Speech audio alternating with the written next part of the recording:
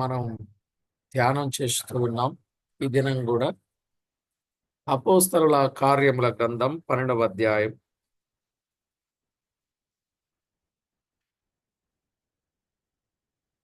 మొదటి నుండి కొన్ని వచనాలు చదువుకున్నాం. 12వ అధ్యాయం మొదటి నుండి కొన్ని వచనాలు. దాదాపు అదే కాలమందు రాజైన హేరోదు సంఘపు వారిలో కొందరిని బాధ పెట్టుటకు బలత్కారముగా పట్టుకొని యోహాను సహోదరుడైన యాకోబును ఖడ్గముతో చంపించెను. ఇది యూదులకు ఇష్టమైన కార్యమని తెలుసుకుని పేతురును కూడా పట్టుకొనెను. ఆ దినములు పులియని రొట్టెల పండుగ దినములు. అతనిని పట్టుకుని చెరసాలలో వేయించి పస్కా పండుగైన పిమ్మట ప్రజల ఎదుటకు అతని తేవలనని ఉద్దేశించి అతనికి కావలియుండుటకు 4 చతుష్టయముల సైనికులకు అతన్ని అప్పగించెను. పేతురు చెరసాలలో ఉంచబడిను. సంఘమైతే అతని కొరకు అత్యాశక్తితో దేవునికి ప్రార్థన చేయుచుండెను. చదవబడిన ఈ లేఖనం కొరకై ప్రార్థన చేసి వాక్యాన్ని ధ్యానం చేద్దాం.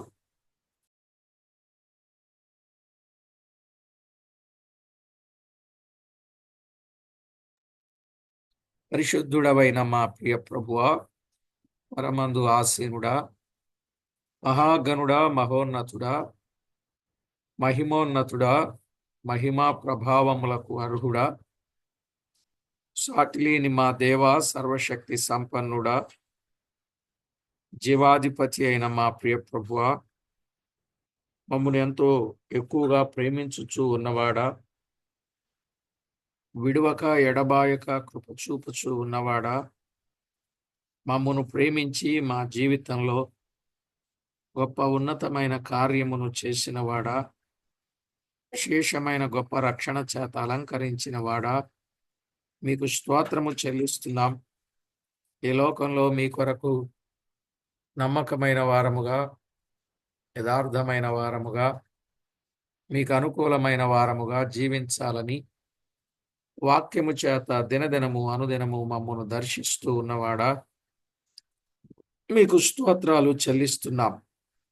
మా ప్రభువా, మమ్మను ప్రేమించారు. నిజముగా మా జీవితంలో గొప్ప ధన్యతనిచ్చారు. మా కొరకు దాచి ఉంచిన మేలు కూడా గొప్పదే. అందును బట్టి స్తుతిస్తున్నాం. చదవబడిన లేఖనాలలో నుండి మాతో తేటగా మాట్లాడి మహిమ పొందుతారని మా ప్రభు అయిన యేసు క్రీస్తు నామమున స్తుతించి ప్రార్థించి వినయులమై వేడుచూ ఉన్నాము తండ్రి. ఆమేన్. ప్రభునందు ప్రియులారా, మనము చదువుకున్న ఈ వచన భాగాలలో మెట్టుకు అపోస్తల కార్యాలు 12వ అధ్యాయంలో యాకోబు మరణం, పేతురు విడుదల, ఈ రెండు ముఖ్యంగా చెప్పబడ్డాయి. అపోస్తల కార్యాలు 12వ అధ్యాయంలో ముఖ్యంగా యాకోబు మరణం, పేతురు విడుదల. భక్తులను మరణము నుండి విడిపించువాడైన క్రీస్తు ప్రభు కనపడుతున్నాడు. భక్తులను మరణము నుండి విడిపించువాడైన క్రీస్తు. ఈ 12వ అధ్యాయంలో దాదాపు 25 వచనాలున్నాయి. 25 వచనాలు. ఈ 25 వచనాలను 5 భాగాలుగా చేసుకొనవచ్చు. 25 వచనాలను 5 భాగాలుగా మనం చేసుకోవచ్చు. 1-2 వచనాలు యాకోబు మరణం. 1-2 వచనాలు యాకోబు మరణం. 3-17 వచనాలు 3-17 వచనాలు పేతురు యొక్క విడుదల. పేతురు యొక్క విడుదల. 18-19 వచనాలు 18, 19 వచనాలు. హేరోదు సైనికులను చంపనాజ్ఞాపించుట. హేరోదు సైనికులను చంపనాజ్ఞాపించుట. ఇక 20 నుండి 23 వచనాలు. 20 నుండి 23 వచనాలు. హేరోదు మరణం.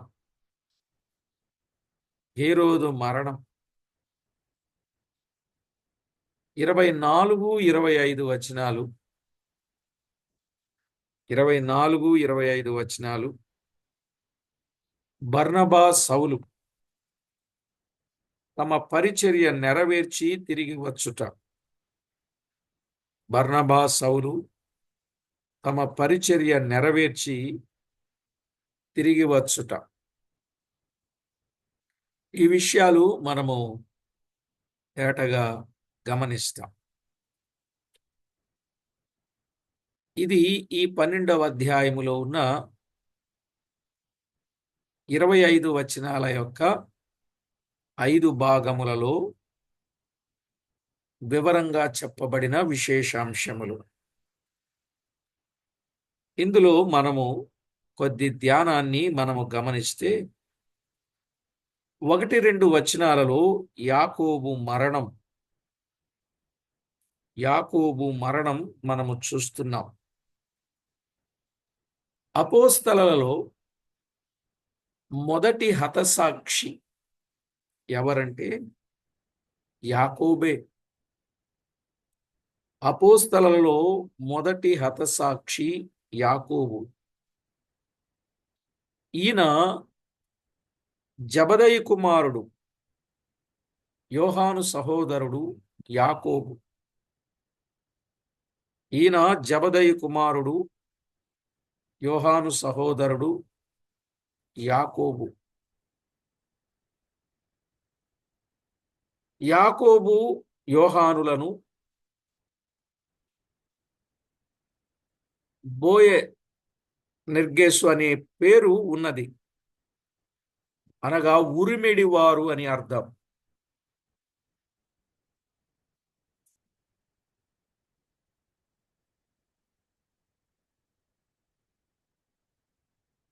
కాబట్టి యాకోబును ఖడ్గముతో చంపినట్లుగా చూస్తున్నాం. అయితే హతసాక్షులలో మొదటివాడు స్టెఫను, కానీ అపోస్తలలో మొదటి హతసాక్షి యాకోబు.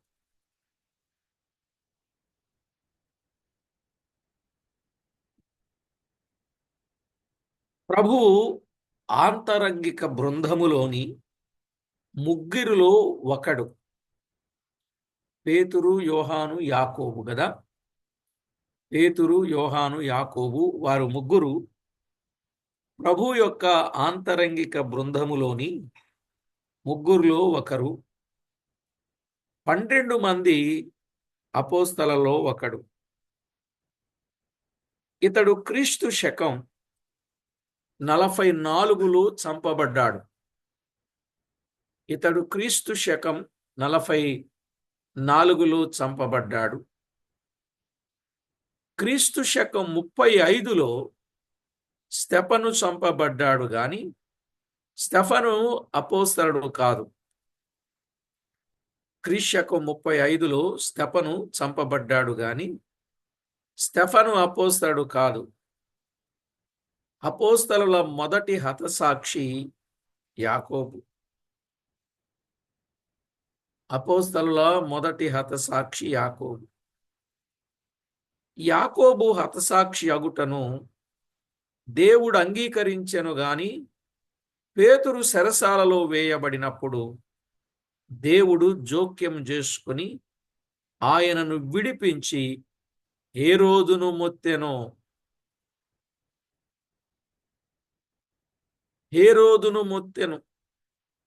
పేతురు చెరసాలలో వేయబడినప్పుడు దేవుడే జోక్యం చేసుకుని పేతురును విడిపించి హేరోదును మొత్తెను. కొన్నిసార్లు తన సేవకులలో ఎవరో ఒకరు చనిపోవుటయు ఇంకొకరు బ్రతికియుండుట దేవుని చిత్తమై ఉన్నది. యాకోబు దేవుని చిత్తానుసారంగానే చంపబడ్డాడు. పేతురును విడిపించిన వాడు యాకోబును కూడా విడిపించగలడు గదా. మరి యాకోబును దేవుడు ఎందుకు మరణానికి అప్పగించాడు? యాకోబు మరణము ద్వారా దేవుని మహిమ పరచబడాలి. దేవుని మహిమ పరచబడాలి యాకోబు మరణము ద్వారా. అనగా మరణము వరకు నమ్మకముగా ఉన్నాడు, అందువల్ల హతసాక్షి అయ్యాడు.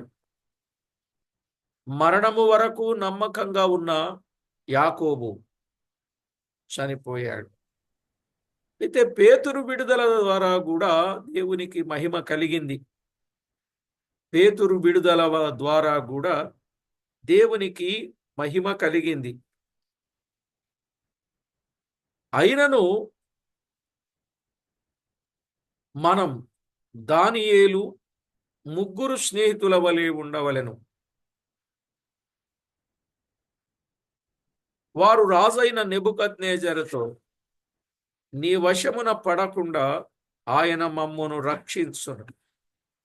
ఒకవేళ ఆయన మమ్ములను రక్షింపకపోయినను నీ దేవతకు మ్రొక్కం, దేనినైనా పూజించం అని దానియేలు గ్రంథంలో 3వ అధ్యాయం 16 నుండి 18 వచనాల్లో మనం చూస్తాం. ఒకటి మనం గుర్తు చేసుకోవాలి పౌలు అనుభవాన్ని.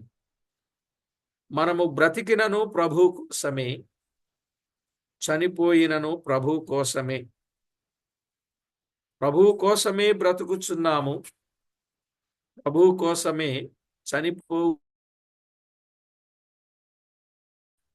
అనే విశ్వాసపు పరిమాణము కలిగి మనం ముందుకు కొనసాగవలసిన వారమై ఉన్నాం. రోమాపత్రిక 14వ అధ్యాయం 8వ వచనం. రోమాపత్రిక 14వ అధ్యాయం 8వ వచనం. కొరింథీయులకు రాసిన 2వ పత్రిక 5వ అధ్యాయం 9వ వచనం.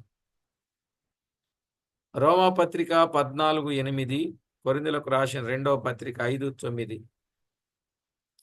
ఆ కాలమందు రాజైన హేరోదు సంఘపు వారిని కొందరిని బాధ పెట్టుటకు బలత్కారముగా పట్టుకొనెను అని చూస్తున్నాం. ఆ కాలమందు రాజైన హేరోదు సంఘపు వారిని బలత్కారముగా బాధ పెట్టడానికి పట్టుకున్నాడు. అందులో ఒకటి, బలత్కారముగా పట్టుకొనుట ఆ కాలములోనున్న సహజ కార్యమే. ఆ కాలములో ప్రభు పిల్లలను బలత్కారముగా పట్టుకోవడం అది సహజ కార్యమే. ఎందుకంటే 4వ అధ్యాయం 1 నుండి 3 వచనాలు. 4వ అధ్యాయం 1 నుండి 3 వచనాల్లో, అలాగే 5వ అధ్యాయం 17 నుండి 18 వచనాలలో చూస్తాం. 4వ అధ్యాయం 1 నుంచి 3 వచనాలు, 5వ అధ్యాయం 17 నుండి 18 వచనాలు. హేరోదు యోహాను సహోదరున యాకోబును ఖడ్గముతో చంపించాడు. 2, హేరోదు వంశమే హత్యలతో కూడిన వంశపు వారు. హేరోదు వంశమే హత్యలతో కూడిన వంశపు వారు. క్రీస్తు జన్మించిన దినాలలో మహా హేరోదు అనువాడున్నాడు. అతడు యూదుల దేవాలయమును 46 సంవత్సరాలలో కట్టించాడు. ప్రియులారా, జాగ్రత్తగా గమనించాలి.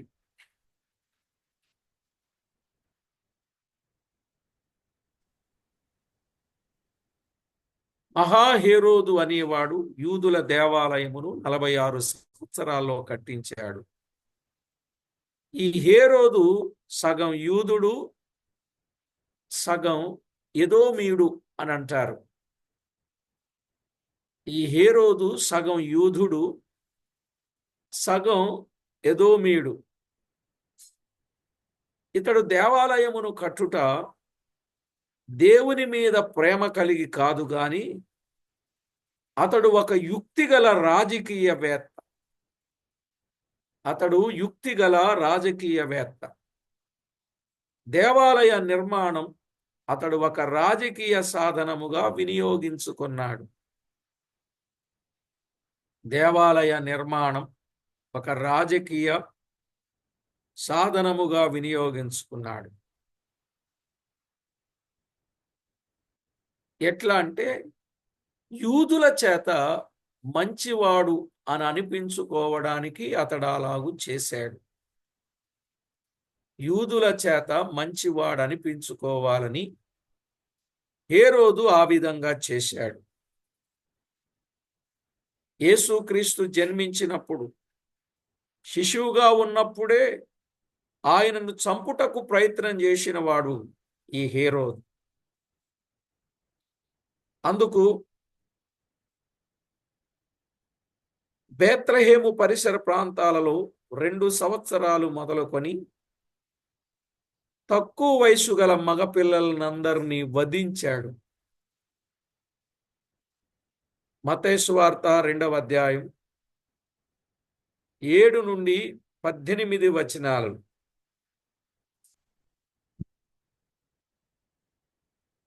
అతని కుమారుడు హేరోదు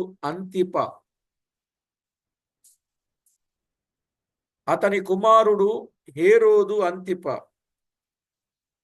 ఇతడే బాప్తిస్మమిచ్చే యోహాను. మనకు తెలుసు కదా, ఈ బాప్తిస్మమిచ్చే యోహానును శిరచ్ఛేదనము చేసిరి. బాప్తిస్మమిచ్చే యోహానును చంపినోడెవరు? ఆ మహాహేరోదు కుమారుడైన హేరోదు అంతిప అనేవాడు. కాబట్టి వీరి కుటుంబం హత్యలు చేసే కుటుంబం. మార్కు సువార్త 6వ అధ్యాయం 14 నుండి 29 వచనాలు. మార్కు సువార్త 6వ అధ్యాయం 14 నుండి 29 వచనాలు. అతని మనుమడైన హేరోదు అగ్రిప్ప, ఈ హేరోదు అగ్రిప్ప అనే వ్యక్తి యాకోబును ఖడ్గము చేత చంపించాడు. ఇదండి ఈ వీళ్ళ చరిత్ర. వారికి హేరోదు అనేది ఒక బిరుదుగా వచ్చేది. మహా హేరోదు, హేరోదు అంతిప, హేరోదు అగ్రిప్ప, ఇలా వరుసగా హేరోదు అనే పేరు ఖచ్చితంగా వాళ్ళకదొక బిరుదుగా ఉండేది. ఒక విధంగా చెప్పాలంటే అదొక ఇంటి పేరు లాంటిది అన్నమాట. సర్లేండి, మనము ఈ విషయాలు ఆలోచన చేస్తున్నప్పుడు అపోస్తలులైన యోహాను, యాకోబు ఒక తల్లి బిడ్డలే. యోహాను, యాకోబు ఒక తల్లి బిడ్డలే. వారి తల్లి పేరు సలోమి, తండ్రి పేరు జబదై. తల్లి పేరు సలోమి, తండ్రి పేరు జబదై. మత్తయి 27:56. మత్తయి 27:56. మార్కు 15:40. మార్కు 15:40. ఈ రెండు పోల్చినప్పుడు వారి తల్లి సలోమి అని తేట తెల్ల మగుచూ ఉన్నది. వారి తల్లి సలోమి.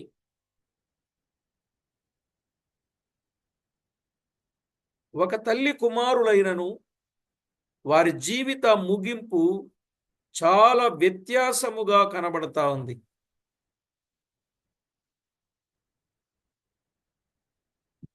యాకోబు అపోస్తలులందరిలో మొదటిగా క్రీస్తు 44లో హతసాక్షి అయ్యాడు. మిగతా 10 మంది అపోస్తలులు కూడా క్రీస్తు శకం 80వ సంవత్సరము లోపల హతసాక్షులయ్యారు. కానీ యాకోబు సహోదరుడైన యోహానున్నాడే, ఆయన క్రీస్తు శకం 100 సంవత్సరాల వరకు జీవించాడు. యాకోబు యోహానులు అన్నదమ్ములే, ఒక తల్లి కుమారులే. అయితే యాకోబేమో మొదటిగా హతసాక్షి అయ్యాడు.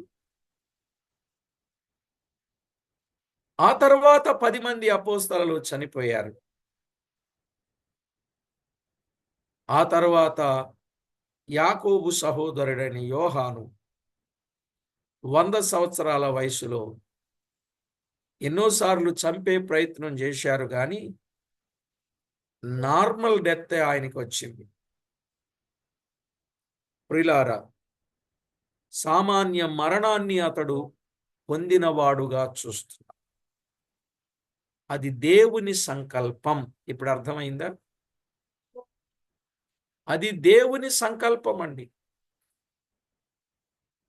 దేవుని సంకల్పం, అది దేవుని చిత్తం. హేరోదు యాకోబును ఎందుకు చంపించెనో మనకు తెలియదు, గాని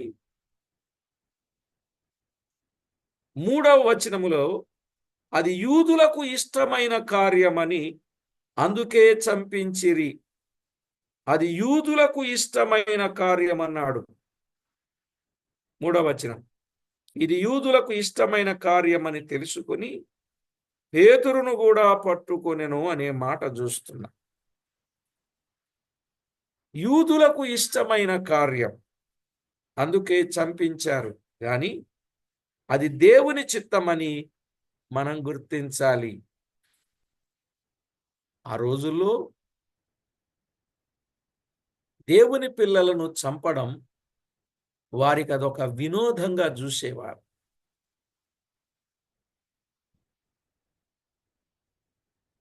వినోదంగా చూసేవారండి.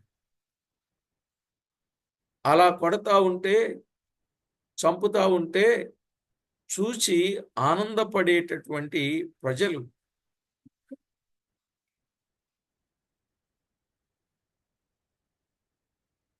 ఆనాడు ఉన్నారు, ఈనాడు ఉన్నారు. దేవుని పిల్లల్ని ఎన్నో రకాలుగా చిత్రహింసలు పెడతా ఉంటే చూచి సంతోషించేవారు ఉన్నారు. దేవుని పిల్లలకు కీడు చేసేవారు రేపు దాని ప్రతిఫలం అనుభవిస్తారులేండి. కనుక మన జీవితంలో ఎప్పుడేమి జరిగినా దేవుని ప్రేమించు వారికి సమస్తము సమకూడి మేలుకే జరుగుతున్నదని మనము గుర్తించాలి.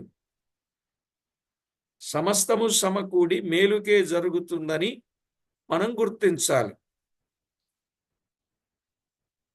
ఇక 3 నుండి 17 వచనాలు. 17 వచనాలలో పేతురు యొక్క విడుదల, పేతురు యొక్క విడుదలను మనము చూస్తున్నాం.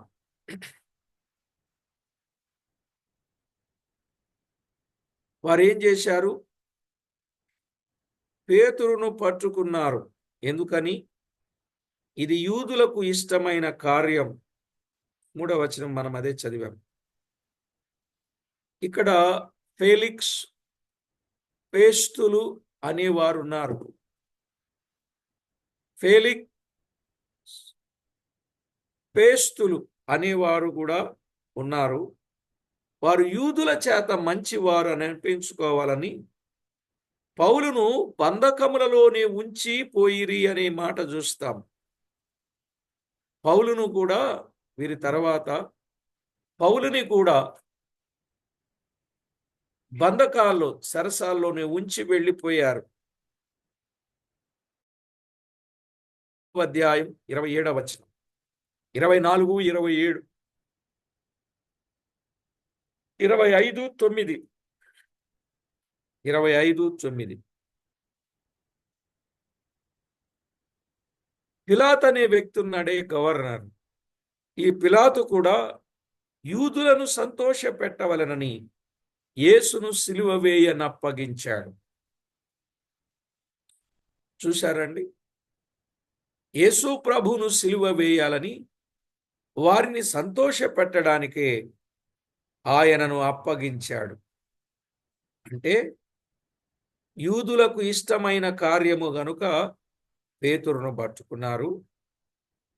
అలాగుననే ఫేలిక్స్, పేస్తులు అనేవారు పౌలును బంధకాలలో పెట్టారు.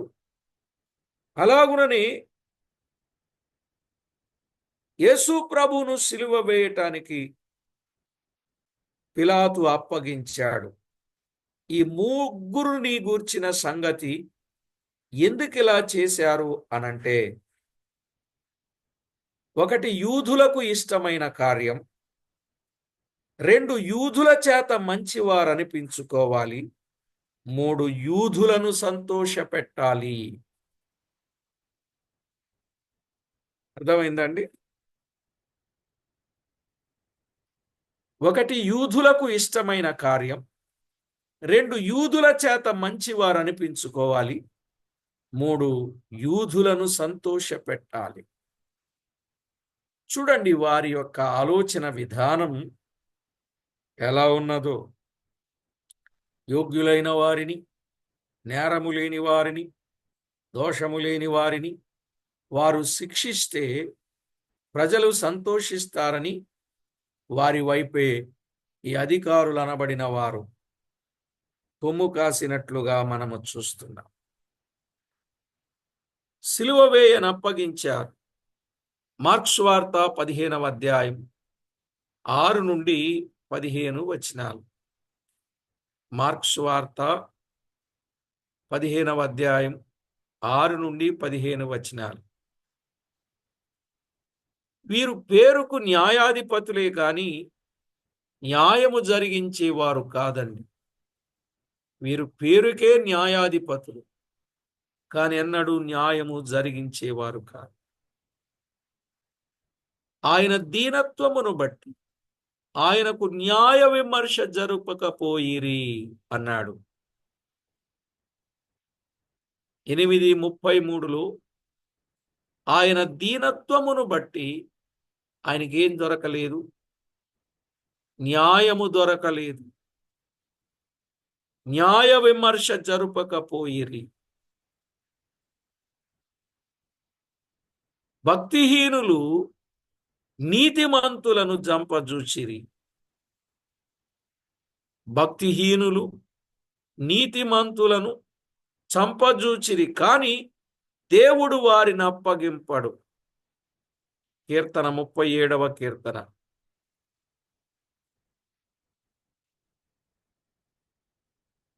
పేతురును పట్టుకుని చెరసాల్లో వేయించారు. పస్కా పండుగ అయిన పిమ్మట ప్రజల యొద్దకు తేవలనని 4 చతుష్టయముల సైనికులను కావలి ఉంచారు. అంటే 16 మంది సైనికులకు అప్పగించారన్నమాట. 16 మంది సైనికులకు అప్పగించినట్లు చూస్తాం. 4వ వచనములో యాకోబును చంపించిన వాడు పేతురును మరునాటి వరకు ఎందుకు బంధించెనో అది కూడా మనకు తెలియదు. యాకోబును చంపినట్లే పేతురును కూడా చంపేయాల్సింది ఆ రోజు. కానీ దేవుడు అలాగున చంపకుండా పేతురుకు మరొక అవకాశాన్ని, ఆయుష్ను దేవుడు ఇచ్చినట్లుగా మనకు అర్థమవుతుంది. బహుశా పేతురు ద్వారా గొప్ప కార్యాలు జరిగాయి. పేతురు ద్వారా కొన్ని గొప్ప కార్యాలు జరిగాయి. 3వ 5వ అధ్యాయాలలో మనము చూడగలం. పేతురు ద్వారా ఎలాంటి కార్యాలు జరిగాయో మనము చూడగలం. ఇవి అందరికీ తెలిసిన సంగతులే. 4వ అధ్యాయం 14 నుండి 16 వచనాలు. 4వ అధ్యాయం 14 నుండి 16 వచనాలు.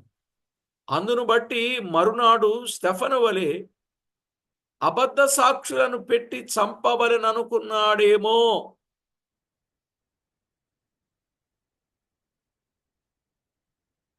స్టెఫన్ను అబద్ధ సాక్ష్యాలు పెట్టి ఎలాగైతే చంపారో అలాగుననే పేతురు గొప్పవాడు కదా, దేవుని కొరకు గొప్ప కార్యాలు చేసినవాడు.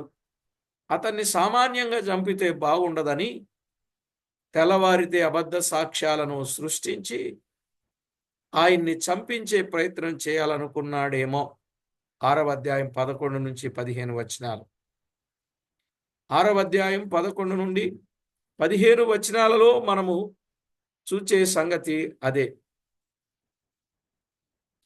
అయితే ప్రియులారా, మనము గమనించాల్సిన సత్యం,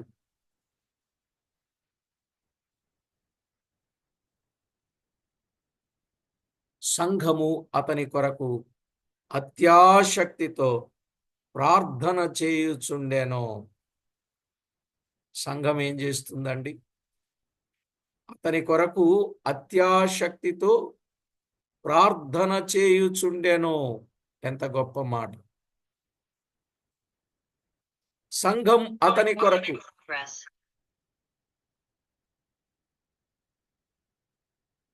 ప్రార్థన చేస్తూ ఉన్నట్లుగా మనము చూడగలం. 5వ వచనములో సంఘం అతని కొరకు అత్యాశక్తితో ప్రార్థన చేస్తున్నట్లుగా మనము చూస్తున్నాం. ఆహా! సమస్త పరిశుద్ధుల కొరకు ప్రార్థన చేయుడని పౌలు చెప్పాడు కదా. సమస్త పరిశుద్ధుల కొరకు ఏం చేయాలి? ప్రార్థన చేయాలి. ఎఫెసీ పత్రిక 6వ అధ్యాయం 18 నుండి 20 వచనాలు. ఎఫెసీ పత్రిక 6వ అధ్యాయం 18 నుండి 20 వచనాలు. మీరు స్వస్థత నొందునట్లు ఒకరి కొరకు ఒకరు ప్రార్థన చేయుడని యాకోబు చెప్పాడు. ఒకరి కొరకు ఒకడు స్వస్థత పొందునట్లు ప్రార్థన చేయండి అన్నాడు. యాకోబు పత్రిక 5వ అధ్యాయం 16 నుండి 18 వచనాలు. యాకోబు పత్రిక 5వ అధ్యాయం 16 నుండి 18 వచనాలు. ప్రార్థన ద్వారా భక్తులకు విడుదల కలిగెను. ప్రార్థన ద్వారానే భక్తులైన వారికి విడుదల కలుగుద్ది. కొరింథీయులకు రాసిన 2వ పత్రిక 1వ అధ్యాయం 8 నుండి 11 వచనాలు. కొరింథీయులకు రాసిన 2వ పత్రిక 1వ అధ్యాయం 8 నుండి 11 వచనాలు. ఆపత్కాలమందు నన్ను గూర్చి మొర్రపెట్టుము, నేను నీకు సహాయము చేసేదనని దేవుడు చెప్పాడు కదా. ఆపత్కాలమందు నన్ను గూర్చి మొర్రపెట్టుము, నేను నీకు సహాయము చేసేదను. కీర్తన 50వ కీర్తన 15లో 50వ కీర్తన 15 చరణం. కనుక సమస్త పరిశుద్ధుల కొరకు, దేవుని సేవకుల కొరకు, ఆపదలోనున్న భక్తుల కొరకు మనం ప్రార్థన చేయవలసిన అవసరత ఎంతైనా ఉన్నది. ఎవరి కొరకండి? సమస్త పరిశుద్ధుల కొరకు, దేవుని సేవకుల కొరకు, ఆపదలోనున్న భక్తులందరి కొరకు మనం ఏం చేయాలి? ప్రార్థన చేయాలి. ఆ రాత్రి పేతురు 2 సంకెళ్లతో బంధింపబడి 2 సైనికుల మధ్య నిద్రించియుండెను అని చూస్తున్నాం. ఆ రాత్రి పేతురు 2 సంకెళ్లతో బంధింపబడి 2 సైనికుల మధ్య నిద్రించియుండెను. 6వ వచనంలో, అనగా పౌలు 2 చేతులు గొలుసులతో కట్టి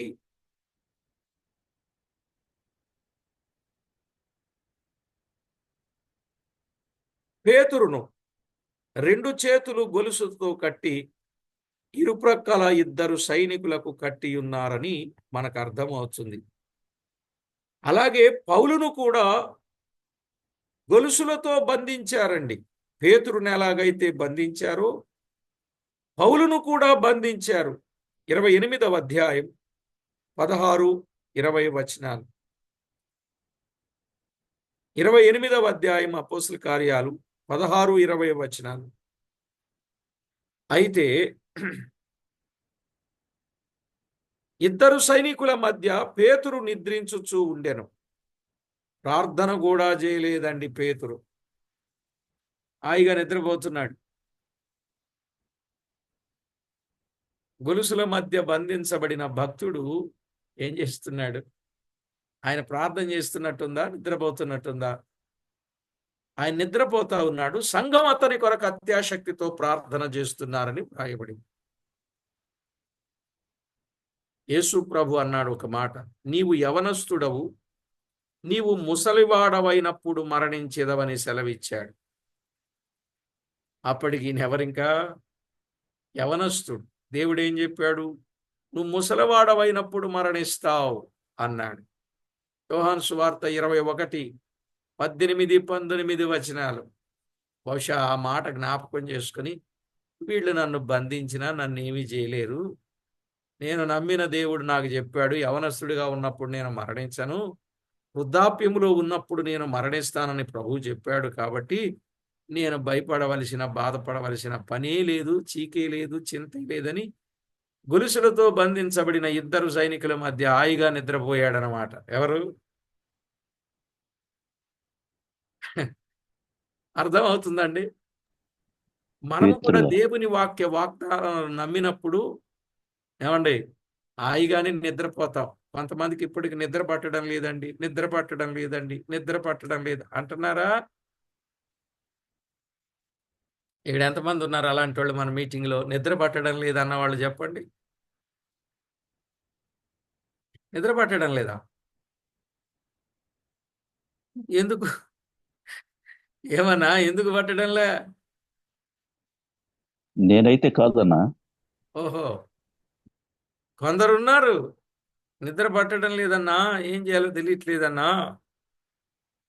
అన్నా ఒకటేనన్నా, నిద్ర పట్టడం లేదంటే మీరు దేవుని వాగ్దానాలు నమ్మటం లేదన్నా, అంతేనా అని చెప్పాలి. దేవుని వాగ్దానాలను నమ్మితే ఎంచక్క నిద్రపోతామనేది పేతురు జీవితంలో ఈరోజు నేను కూడా నేర్చుకుంటున్నానండి. అర్థమవుతుందా? కాబట్టి ప్రియులారా, హేరోదు బంధించినప్పుడు పేతురు ముసలివాడుగా లేడు. ప్రభువు చెప్పిన తర్వాత 14 ఏండ్లకే ఇది జరిగింది. ప్రభు ఈ మాట చెప్పిన 14 ఏండ్లకు జరిగింది ఈ సన్నివేశం. పేతురు ఇలాగు తలంచి ఉండవచ్చు, నేను ముసలివాడనైనప్పుడు మరణించదనని ప్రభు చెప్పాను కదా, ఈ వయసులో నన్ను చంపుటకు హేరోదుకు చేత కాదు, ప్రభు చెప్పిందే నెరవేర్పు అనే ధైర్యం పేతురు భక్తునిలో ఉన్నది. పేతురు రాసిన 2వ పత్రిక 1వ అధ్యాయం 13, 14 వచనాల్లో, పేతురు రాసిన 2వ పత్రిక 1వ అధ్యాయం 13, 14 వచనాలు, అలాగే పేతురు 2వ పత్రిక, ఇది క్రీస్తు శకం 67లో వ్రాశాడు. 67లో వ్రాశాడు. ఈ 67లో వ్రాసినప్పుడు ఏమన్నాడు తెలుసా? ప్రభువు సూచించిన ప్రకారం నా గుడారమును నేను త్వరగా విడిచిపెట్టేదనని చెప్పుచూ ఉన్నాడు. అర్థమైందండి ఆ మాటకి ఈ మాటకి? ఇక నాకు టైం అయిపోయింది, నా గుడారాన్ని నేను త్వరగా విడిచిపెట్టాలి, కాబట్టి ఈ సంగతులను మీకు జ్ఞాపకం చేస్తున్నానని చెప్పి వ్రాసినట్లుగా మనం చూస్తున్నాం. ప్రభు చెప్పింది తన మనసులో ఉన్నట్లు మనకి ఇక్కడ బాగా అర్థమవుతుంది. కనుక ముసలివాడైనప్పుడే చనిపోతాను గాని ఈ వయసులో ఎవరునూ నన్ను చంపలేరని ప్రభు వాగ్దానం తలదిండుగా పెట్టుకొని నిద్రపోయాడండి. ఎవరు? మనం కూడా ప్రభు వాగ్దానాలను తలదిండుగా పెట్టుకొని నిద్రపోవాలి. ప్రభు వాగ్దానాలను మనం మర్చిపోకూడదు. తలదిండుగా పెట్టుకొని మనం నిద్రపోవాలి. కీర్తన 3వ కీర్తన 5-6 వచనాలు. కీర్తన 3వ కీర్తన 5-6, అలాగే 4-8. రెండవ అభిప్రాయం పౌలు చెప్పినట్లు చావైతే లాభం, నేను వెడలిపోయి క్రీస్తుతో కూడా ఉండవలనని ఆశ ఉన్నది అనే విషయం. అది నాకు మరీ మేలు. ఫిలిప్పీ పత్రిక 1:21-23. ఈ దేహము విడిచిపెట్టి ప్రభువు వద్ద నివసించుటకు ఇష్టపడుచున్నాను అన్నాడు. కొరింథీయులకు రాసిన 2వ పత్రిక 5వ అధ్యాయం 8వ వచనం. నిజమే, ప్రభువునందు మృతి నొందిన వారు ప్రయాసము వదలి విశ్రాంతి నొందుదురు. ప్రభువునందు మృతి నొందిన వారు ప్రయాసము వదిలి విశ్రాంతి నొందుతారు. ప్రకటన 14:13. నేను చనిపోయిన ప్రభువునొద్దకే వెళతాను, ఆ తరువాత నాకు విశ్రాంతి ఉన్నది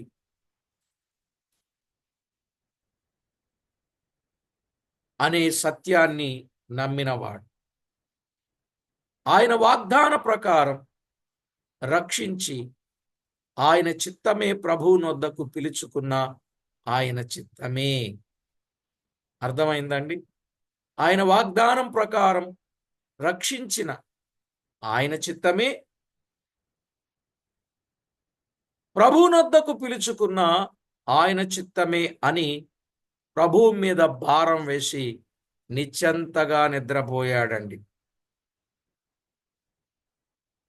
అప్పుడేం జరిగిందంటే, ఇదిగో ప్రభుదూత దగ్గర నిలిచెను, అతడుండిన గదిలో వెలుగు ప్రకాశించెను. దూత పేతురును ప్రక్కను తట్టి త్వరగా లెమ్మని చెప్పగా సంకెళ్ళు ఊడిపడెను.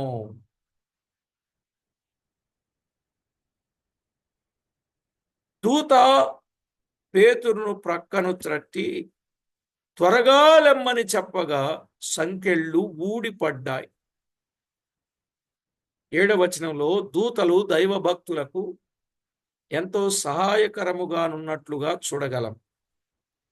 పేతురును లేపుట, పేతురు ఏమి చేయాలో అది కూడా చెప్పుచూ ఉన్నట్లుగా చూస్తాం.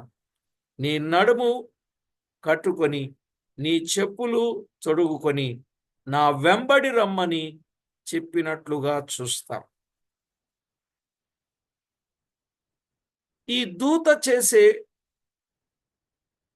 కొన్ని కార్యాలు, దూతల ద్వారా జరిగిన పనులు తర్వాత పాఠంలో మనం విందాం. ఏది ఏమైనా ప్రభునందు ప్రియులారా, మనము ఎప్పుడూ కూడా దేవుని వాగ్దానాలను నమ్మి ముందుకు కొనసాగవలసిన వారమనే సత్యాన్ని ఈ భాగంలో మనము అర్థం చేసుకుంటున్నాం. దేవుని వాక్య వాగ్దానాలను నమ్మి మనము కొనసాగవలసిన వారం. ఎప్పుడు కూడా వాక్యాన్ని నమ్ముదాం. దేవుడు సెలవిచ్చిన సంగతులపైన విశ్వాసం ఉంచుదాం. ప్రభువును విడువక, ఏ పరిస్థితులలోనైనను కృంగిపోక, దేవుడిచ్చిన వాగ్దానములను బట్టి లోకములో ఉన్న దురాశను, భ్రష్టత్వమును తప్పించుకొని దేవస్వభావములో పాలివారమగుదాం. అలాగున మనలను మనము సిద్ధపరచుకుందాం. ప్రార్థన చేసుకుందాం. పరిశుద్ధుడా, పరమందు ఆసీనుడవైన మా తండ్రి, ఈ ఘననామానికి స్తోత్రం. విన్న విషయాలు అందరి హృదయాలలో మీరు ఫలభరితంగా చేయండి. మేము ఏ పరిస్థితుల గుండా ప్రయాణం చేసినా, ఆ పరిస్థితులలో మిమ్మును మాత్రమే మహిమపరచేవారుగా మమ్మను సిద్ధపరచుమని, తోడయుండి కాపాడమని కోరుచు. మా ప్రభువు, మా రక్షకుడునైన యేసుక్రీస్తు అమూల్యమైన నామమున స్తోత్రము చెల్లించి, మా పనులలో, మా ప్రయాణాలలో, మా పరిచర్యలో విశేషంగా తోడుండి కాపాడనయున్న మా ప్రభువైన యేసుక్రీస్తు అమూల్యమైన నామమున స్తోత్రము చెల్లించి, స్తుతించి, ప్రార్థించి, మిక్కిలి వినయముగా బ్రతికిలాడి వేడుచూ ఉన్నాం మా పరమ తండ్రి. ఆమేన్.